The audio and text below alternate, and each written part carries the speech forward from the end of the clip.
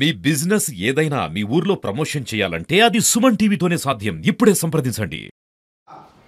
72 స్వతంత్ర వేడుకకు ఇచ్చేసినటువంటి సంచారకుల కుల పెద్ద మనుషులకి మిత్రులందరికీ నమస్కారం తెలియజేస్తూ, అసలు ఎందుకు ఈ సంచార యాత్రల విముక్తి చేసుకుంటారని చెప్పి చాలా మందికి డౌట్ ఉండొచ్చు.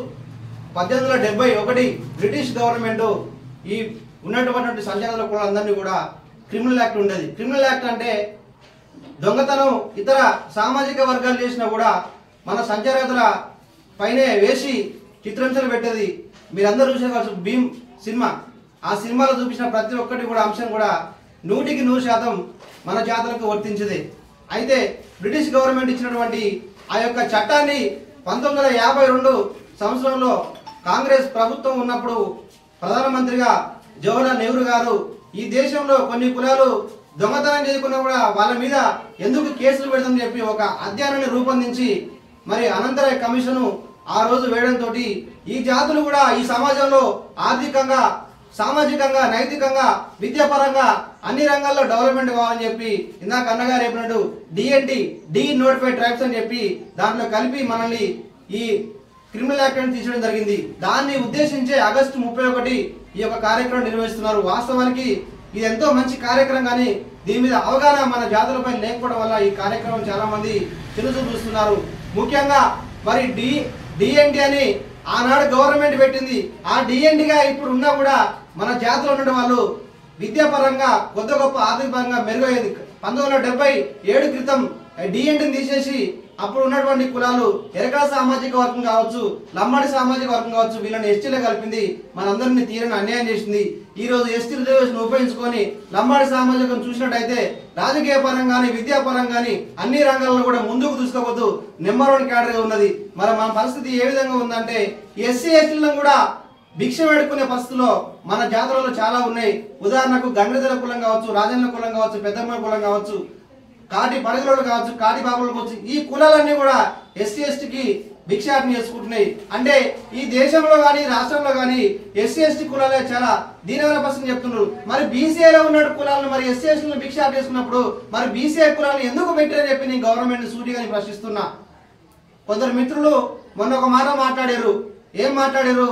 ముద్రాజు కులాన్ని తీసుకొచ్చి బీసీఐలో కలపాలని చెప్పి వాళ్ళు పోరాటం చేస్తున్నారు. వాళ్ళ పోరాటం న్యాయబద్ధం, మనం ఏం కాదన్నాం. నేను వారిని ఒకటే అడుగుతున్నా, బీసీఏలో ఉన్నటువంటి కాకి పడిగల కులం ఎవరిని భిక్షాటన చేసుకుంటుంది? ముదిరాజు కులాన్ని భిక్షాటన చేసుకుంటుంది. ముదిరాజు కులాన్ని బీసీఏలు తీసుకొచ్చి బీసీఏలు కలిపినప్పుడు మరి బీసీఏలో ఉన్నటువంటి కాకి పడిగల కులాన్ని ఎక్కడ కలపాలా, ఎక్కడ పెట్టాలని చెప్పి నేను ప్రభుత్వాన్ని సూటిగా ప్రశ్నిస్తున్నా. కాబట్టి మీ అందరికి కూడా అవగాహన రావాలి. బీసీఏలో ఎందుకు పెట్టింది మనల్ని? బీసీఏలో పెట్టడం వల్ల ఎవరికైనా ఒరిగేది ఉందా? మన గవర్నమెంట్ ఎంబీసీ కార్పొరేషన్ పెట్టింది, సంతోషం.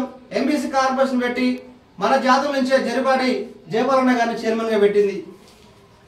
ఎంబీసీ కార్పొరేషన్ పెట్టి మరి గత 10 సంవత్సరాలు పరిపాలించినటువంటి టీఆర్ఎస్ ప్రభుత్వం ఎంబీసీ కార్పొరేషన్ పెట్టింది, కానీ మన జాతుల నుంచి చైర్మన్గా పెట్టలే.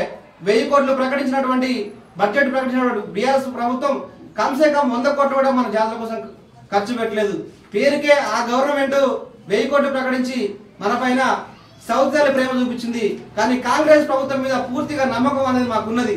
ఎందుకంటే ఈ అనంతరాయ కమిషన్ కావచ్చు, బాలకృష్ణరాయ కమిషన్ కావచ్చు, రేణుకారాయ కమిషన్ కావచ్చు, 2010 వరకు కూడా 2014 వరకు కూడా కాంగ్రెస్ గవర్నమెంట్ ఉన్నప్పుడు ఈ సంచార జాతుల పైన ఒక స్పష్టమైన అధ్యయనం చేసింది. అధ్యయనం చేసి ఒక నివేదికని మరి ప్రధానమంత్రి మన్మోహన్ సింగ్ గారు కూడా పోయింది. కానీ దురదృష్టవశాత్తు అప్పుడు కాంగ్రెస్ గవర్నమెంట్ పోవడం వల్ల మరి మనకు గురించి పట్టించుకోవడం నాదులు లేదు.